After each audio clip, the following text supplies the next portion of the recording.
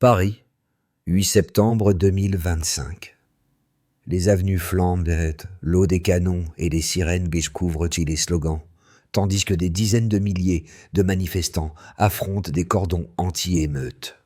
En 2 ans, un 5e Premier ministre est renversé, pendant que s'effrite l'édifice bâti sur l'uranium nigérien, sur des contrats inégaux et sur le franc CFA, mécanisme d'arrimage monétaire qui a longtemps soutenu la stabilité de Paris.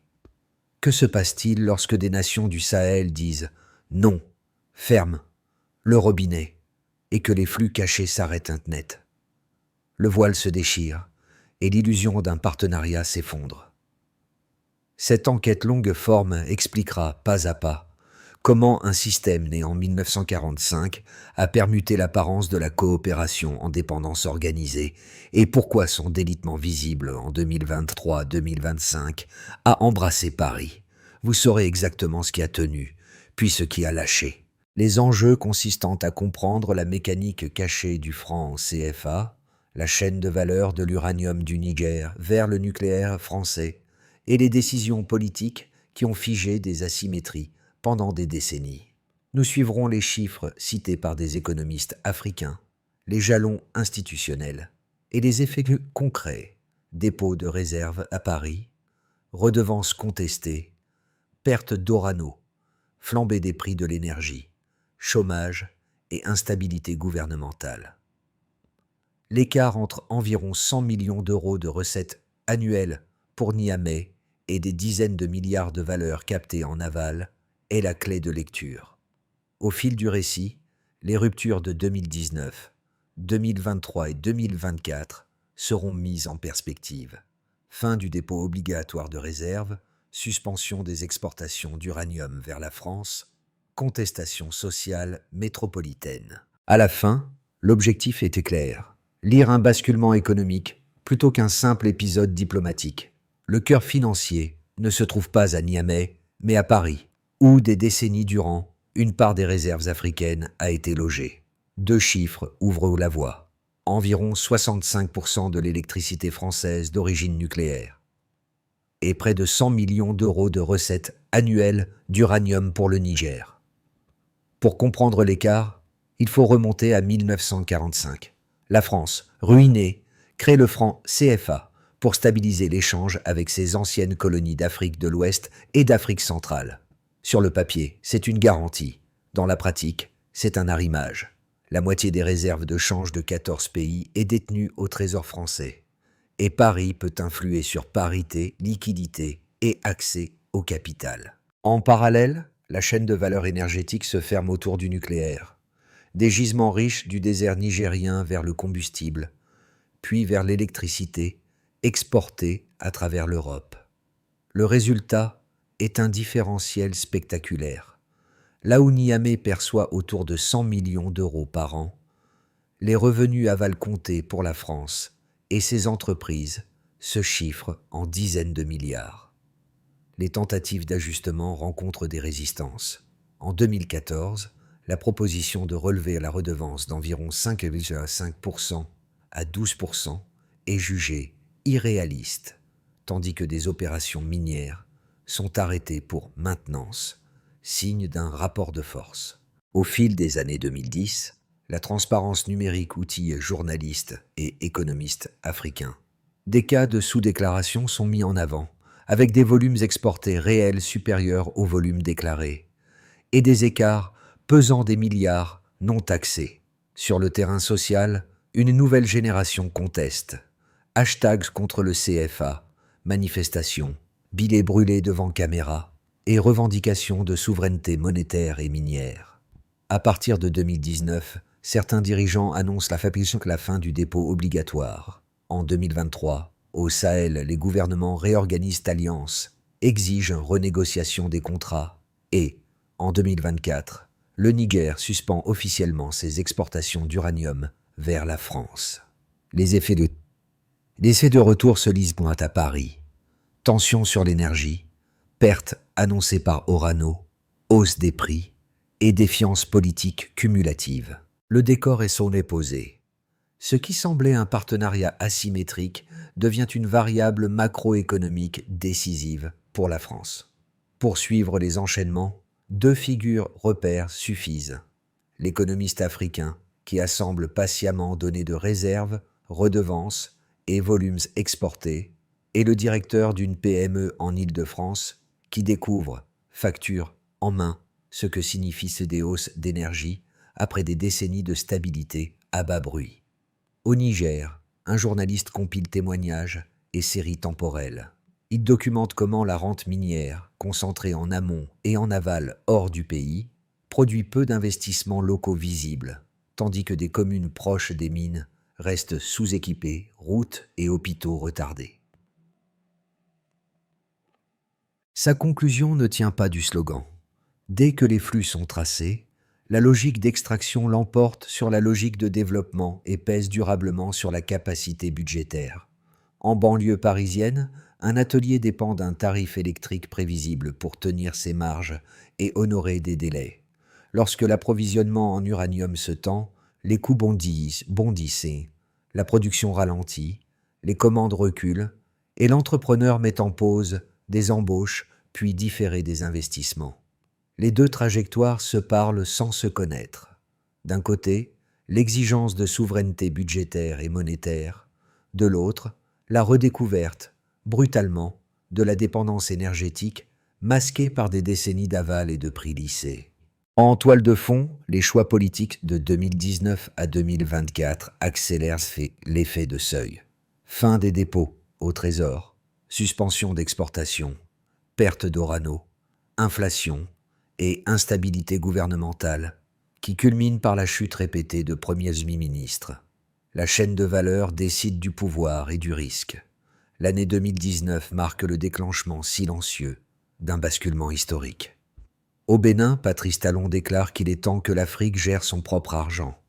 La phrase, simple, fait l'effet d'un signal d'alarme. Elle résonne à Bamako, Niamey, Ouagadougou. Les gouvernements du Sahel y voient la confirmation que la dépendance financière envers Paris n'est plus soutenable. En coulisses, les équipes économiques discutent donc de sorties coordonnées du dépôt obligatoire des réserves au Trésor français. Les banques centrales régionales testent des circuits alternatifs. Les taux de change internes sont simulés, des plans de compensation établis. Les diplomates français observent, sceptiques. L'idée paraît imprudente. La stabilité monétaire serait menacée, disent-ils. Mais l'élan est lancé. 2020 apporte la pandémie et, avec elle, une contraction brutale des échanges. Le choc agit comme révélateur. La dépendance énergétique devient évidente. Les flux d'uranium se raréfient, les négociations se tendent. Niamey exige un relèvement des redevances minières. Paris temporise. Les exploitants invoquent la maintenance, stoppent temporairement certaines extractions. Les tensions montent. En 2021, les mouvements citoyens s'intensifient. Des campagnes en ligne dénoncent les pertes fiscales invisibles, la sous-déclaration des exportations. Les hashtags contre le franc CFA deviennent viraux. Sur les réseaux sociaux, des vidéos montrent des jeunes brûlant symboliquement les billets. Ce n'est plus un débat technique, c'est une revendication identitaire. En 2022, le Mali rompt les derniers accords militaires et annonce la création de mécanismes financiers autonomes. Le Niger prépare, discrètement, un décret sur les exportations stratégiques. Les réunions régionales évoquent une alliance du Sahel. Paris réagit par la diplomatie classique, visites ministérielles, promesses d'aide, révision des quotas. Mais les interlocuteurs africains exigent des termes concrets. Ils ne veulent plus d'avances conditionnelles, seulement des contrats équilibrés. L'année 2023 agit comme catalyseur. En juillet, le Niger suspend les expéditions d'uranium vers la France. Le marché européen réagit instantanément. Les prix de l'énergie bondissent. Les opérateurs cherchent de nouveaux fournisseurs. Orano annonce des pertes, la première depuis des décennies. Le déficit commercial français se creuse, l'inflation accélère. La facture électrique des ménages grimpe de plus de 30%. En 2024, la contagion devient politique. Les gouvernements du Burkina Faso et du Mali officialisent une coordination monétaire et minière. Les exportations d'uranium et d'or sont redirigées vers d'autres partenaires, notamment asiatiques. La France tente de compenser par des achats sur le marché mondial, mais les coûts explosent. Dans les rues de Paris, les protestations sociales reprennent. Les salaires stagnent, les petites entreprises ferment. Le gouvernement subit un vote de censure. Un 5e Premier ministre est renversé en 2 ans. L'effet de seuil est franchi. Ce qui semblait local devient systémique. L'énergie, la dette et la politique fusionnent en crise globale. Le modèle d'interdépendance se transforme en preuve de vulnérabilité. Le choc se diffuse à travers l'Europe, mais c'est en France qu'il frappe le plus fort. Dans la chronologie des faits, une leçon se dessine. La stabilité construite sur l'asymétrie finit toujours par se renverser. Les chiffres ne mentent pas. Ils décrivent l'ampleur d'un système à bout de souffle.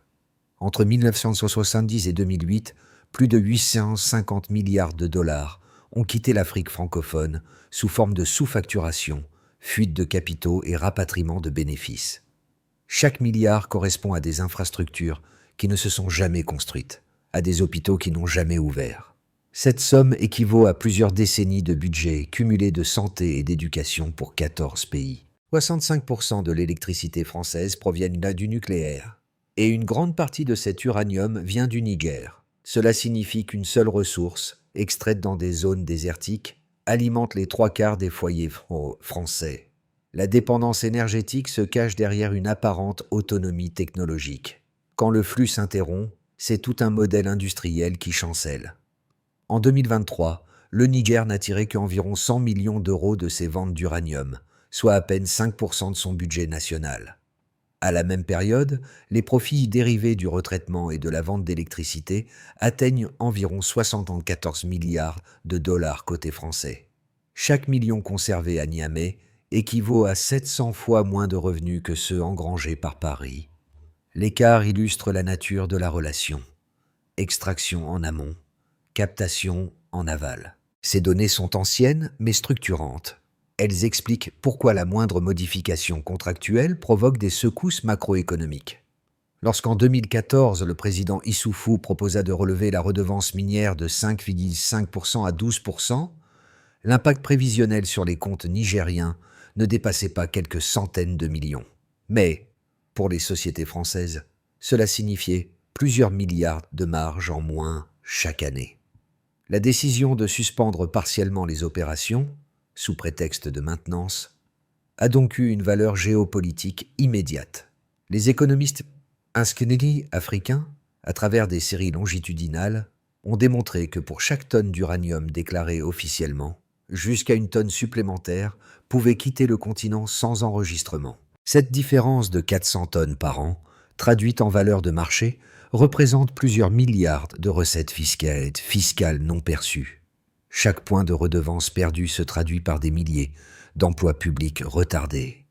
Les budgets nationaux se contractent, tandis que les balances courantes s'endettent davantage.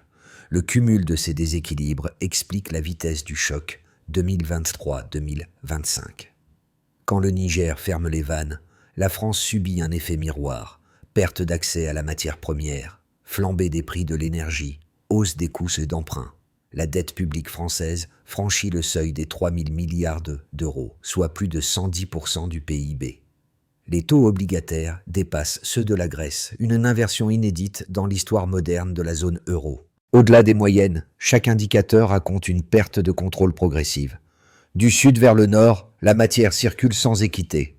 Du centre vers la périphérie, les profits s'accumulent sans redistribution. Et lorsque la périphérie se referme, le centre s'asphyxie.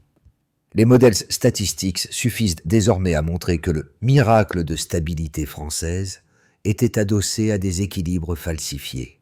La transparence numérique, les audits africains et les instituts indépendants exposent l'ampleur du désajustement. Là où Paris voyait un partenariat, les tableaux de bord affichent désormais un déficit de légitimité mesurable. Les chiffres remplacent les discours. La dépendance se quantifie et la justice économique a un prix. Deux visions s'affrontent désormais sur la scène internationale. La première, défendue à Paris et dans plusieurs chancelleries européennes, estime que la rupture du Sahel menace la stabilité monétaire et énergétique du continent. Selon elle, la coordination africaine serait prématurée, risquée pour les populations locales, et pourrait plonger les marchés émergents dans l'incertitude. Ses partisans invoquent la solidité du franc CFA, l'accès facilité au crédit, et les décennies de croissance contenue qu'aurait permis cette architecture. La seconde vision, portée par les économistes africains et certains experts indépendants, considère au contraire que la dépendance était une trappe. Les réserves logées à Paris, les taux décidés hors du continent et les marges minières captées ailleurs constituaient un frein au développement endogène. Pour eux, la sortie du système n'est pas un saut dans le vide, mais une réévaluation nécessaire d'un contrat devenu obsolète. Ils rappellent que la diversification des partenariats, notamment avec les BRICS, ouvre déjà des alternatives concrètes de financement et d'échange. Les données confirment une partie de cette lecture. En 2023, après la suspension des exportations d'uranium vers la France, les marchés africains n'ont pas sombré dans le chaos. Au contraire, de nouveaux accords ont été signés avec l'Asie et l'Amérique du Sud, tandis que les monnaies locales se stabilisaient grâce à la demande intérieure.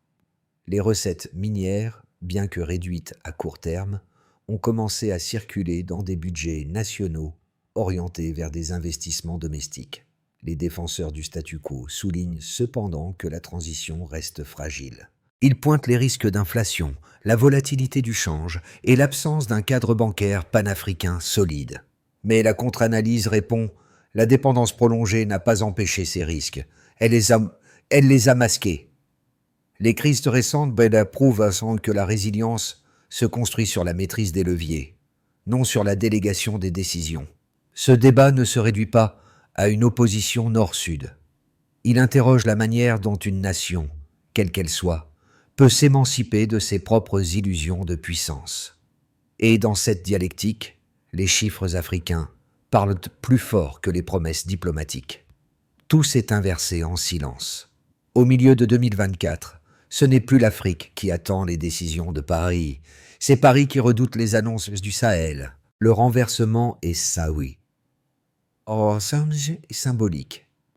Pour la première fois depuis 1945, la France ne contrôle plus ni le prix de son énergie, ni la parité d'une monnaie qu'elle a créée. Dans les coulisses, les réunions d'urgence se succèdent à Bercy. Les rapports internes évoquent des pénuries inévitables et une hausse incontrôlée des coûts d'emprunt. Les économistes de l'État admettent que la dépendance aux flux africains a été sous-estimée. L'idée d'une réforme du modèle nucléaire circule, mais aucun consensus n'émerge. Pendant ce temps, au Sahel, le ton change. Les dirigeants parlent de souveraineté économique sans colère, avec méthode. Ils négocient directement avec la Chine, l'Inde ou le Brésil. Des corridors commerciaux se dessinent, adossés à des monnaies numériques, et alors, chaque accord signé réduit d'un cran la centralité européenne. La bascule est mentale autant qu'économique. Ce ne sont plus les chiffres du Trésor français qui dictent la confiance, mais ceux des banques africaines. Le centre de gravité s'est déplacé imperceptiblement vers le sud. Les retombées du choc se mesurent désormais sur 4 niveaux, du Sahel jusqu'aux marchés mondiaux. Dans les capitales du Sahel, la rupture avec Paris n'a pas plongé les économies dans le désordre redouté. Au contraire, de nouvelles recettes, issues des redevances locales, commencent à être réinvesties dans les infrastructures. Les gouvernements redéfinissent les budgets. Routes, écoles, hôpitaux sont financés par les flux restés sur place. Les monnaies nationales, libérées de l'arrimage forcé, gagnent une marge de manœuvre progressive. Les taux d'intérêt internes baissent légèrement, signe d'une confiance retrouvée. Les citoyens, longtemps sceptiques, constatent que la stabilité n'exige plus la tutelle extérieure. La dynamique politique s'inverse. Les présidents du Burkina Faso, du Mali et du Niger deviennent les figures d'un discours d'indépendance pragmatique. Ils n'appellent pas à la rupture totale, mais à la transparence contractuelle. Les parlements nationaux débattent pour la première fois des clauses minières, auparavant classées confidentielles. Une génération d'économistes africains accède aux postes de régulation. Leur priorité, tracer les flux et exiger la publication des marges d'extraction. Cette institutionnalisation transforme le geste de protestation en politique publique durable. Pour la France, le contre-coup est brutal. Le déficit énergétique s'ajoute à la dette publique record. Les ménages voient leurs factures grimper de 40%, les entreprises répercutent donc les coûts et les chaînes industrielles ralentissent. Les agences de notation menacent. La note AA glisse vers AA. Les investisseurs doutent cernis de la soutenabilité d'un modèle où la rente coloniale n'existe plus. L'eurozone s'inquiète. Un des membres fondateurs devient le maillon fragile. D'autres pays, jadis liés à la sphère francophone, réévaluent leur propre dépendance. L'alliance du Sahel se consolide. Les échanges interafricains progressent. Le commerce intrarégional gagne 12% en un an. Les corridors logistiques reliant Bamako, Niamey et Ouagadougou deviennent des artères économiques. Les BRICS offrent des lignes de crédit en yuan ou en roupies, contournant les intermédiaires européens. Les pôles énergétiques se diversifient. Solaire au Burkina, hydraulique au Mali, gaz au Niger. Cette densification crée un effet domino.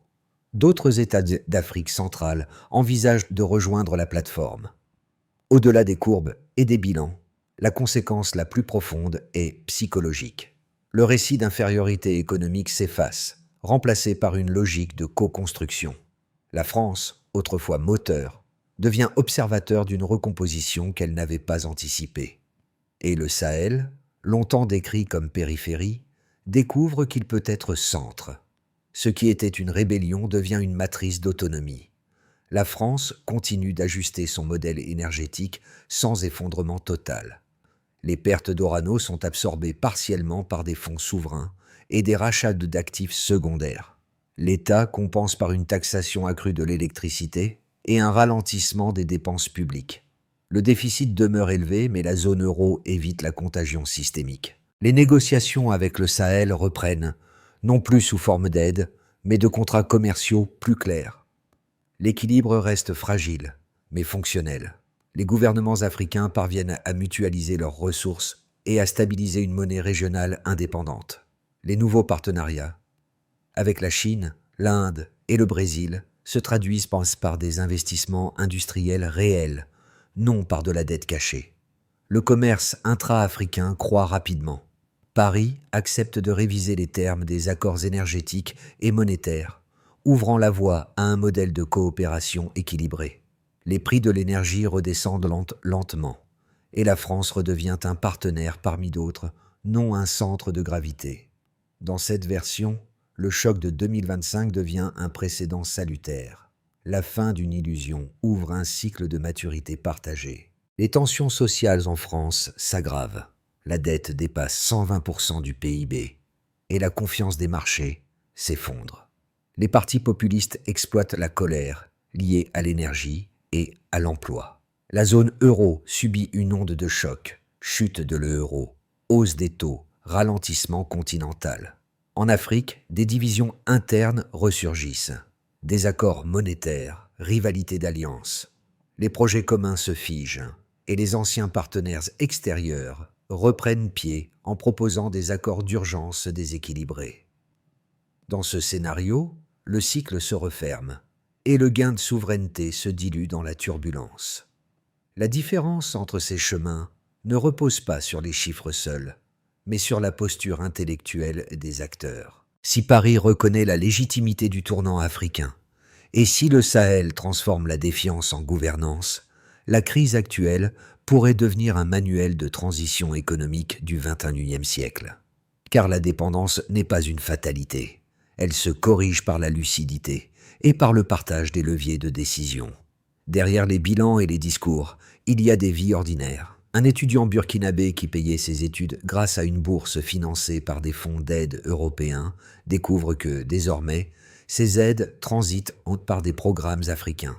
Une infirmière nigérienne longtemps payé avec des retards de 3 mois, voit son salaire stabilisé grâce à la réaffectation des recettes minières locales. Un technicien français, licencié de son usine d'aluminium, comprend que sa perte d'emploi découle d'une tension énergétique née à des milliers de kilomètres. Ces destins croisés rappellent que l'économie n'est pas une abstraction. Ce qui se joue entre Paris et Niamey dépasse les chiffres. C'est la valeur réelle du travail, du respect et du temps. Chaque hausse de facture en France a un miroir. Chaque hausse de revenus en Afrique en est la contrepartie. La chaîne des dépendances, soudain visible, oblige à repenser le mot partenariat. Pour beaucoup de spectateurs, cette histoire agit comme un miroir moral. L'idée que le confort d'un pays puisse reposer sur le silence d'un autre ne tient plus. Les jeunes, des deux côtés de la Méditerranée, réclament la transparence, non pas pour punir, mais pour comprendre. La dignité, disent-ils, ne se négocie pas, elle s'équilibre. Dans les discussions publiques, sur les réseaux ou dans les universités, cette crise devient un cas d'école. Elle enseigne comment la solidarité réelle peut remplacer la dépendance organisée. Elle invite à mesurer la valeur d'une énergie, non par son prix, mais par son origine. Et surtout, elle rappelle que la responsabilité collective commence par la lucidité. La sortie de crise n'est pas un mystère. Elle demande méthode et clarté. Les gouvernements africains et français savent ce qu'il faut corriger. Encore faut-il le faire avec rigueur. Chaque contrat d'extraction doit être publié, ligne par ligne, avec les volumes, les redevances et les marges. Les institutions africaines disposent déjà de plateformes de traçabilité. Leur intégration à des audits conjoints éviterait des chiffres en parallèle. Indicateurs, pourcentage de contrats publiés et vérifiés. Au lieu d'un transfert automatique au Trésor français, un fonds commun du Sahel pourrait centraliser les devises. Géré par un conseil mixte, il garantirait la stabilité sans dépendance. Indicateur, ratio de réserve détenu localement sur le total. La France doit diversifier son approvisionnement en uranium tout en investissant dans les énergies propres africaines. Les partenariats solaires et hydrauliques peuvent remplacer la logique d'extraction par celle de coproduction. Indicateur, part des investissements conjoints dans la production régionale d'énergie. Les États africains pourraient conditionner leurs exportations à des transferts technologiques mesurables. Chaque accord inclurait une clause de formation locale, vérifiée par des universités et organismes indépendants. Indicateur, nombre d'ingénieurs formés et retenus sur le territoire. Le suivi doit être public. Plateforme ouverte, données en accès libre, participation des ONG et médias. Indicateur, nombre de rapports citoyens publiés par an. Ces 5 leviers redessinent le contrat. Non plus un flux à sens unique, mais un circuit d'équilibre et de responsabilité. L'avenir ne se bâtira ni sur la culpabilité ni sur la nostalgie, mais sur des règles mesurables et partagées. Au bout du récit, tout revient au visage croisé au début. L'économiste du Sahel, celui qui notait les écarts ligne par ligne, contemple maintenant une carte où les flèches d'exportation se redessinent dans l'autre sens. L'artisan français, celui qui avait suspendu ses embauches, retrouve un équilibre fragile grâce à des circuits énergétiques moins dépendants et plus diversifiés. Entre eux, un espace s'ouvre, celui d'une interdépendance assumée où la connaissance remplace la domination. Les chiffres, jadis instruments de pouvoir, deviennent des outils de mémoire. Le franc CFA, symbole d'un siècle d'équilibre artificiel, s'efface dans les bilans comptables. À sa place, émergent des monnaies régionales et des accords traçables. Le concept de stabilité change de nature. Il ne s'agit plus de contrôler, mais de comprendre. Dans les amphithéâtres, les étudiants racontent cette transition comme un cas d'école, la preuve qu'un modèle peut s'effondrer sans chaos si la conscience précède la chute. L'Afrique n'a pas conquis, elle a corrigé. Et la France, en perdant son illusion de sécurité, retrouve la vérité du partage. La justice économique n'est pas une revanche, c'est un rééquilibrage. Ce récit n'est pas une fin, mais un commencement. Lorsque des équilibres vieux de 80 ans s'effacent, chacun est invité à réfléchir à sa place dans le nouveau monde. La France apprend à compter autrement, non plus sur les réserves des autres, mais sur sa propre innovation. Le Sahel, lui, apprend à transformer la colère en institution. Les systèmes changent lorsque la connaissance circule. Ce n'est pas un hasard si la transparence a précédé la rupture. Les chiffres publiés, les voix partagées et les décisions visibles ont suffi à renverser un siècle d'asymétrie. L'histoire retiendra que le pouvoir économique ne s'effondre pas par la force, mais par la lucidité. Reste une question pour nous tous. Dans un monde où l'interdépendance est la règle, pouvons-nous imaginer une prospérité qui ne repose sur la fragilité d'un autre? Le futur se construit dans cette réponse. Et si l'équité devenait la vraie mesure du progrès?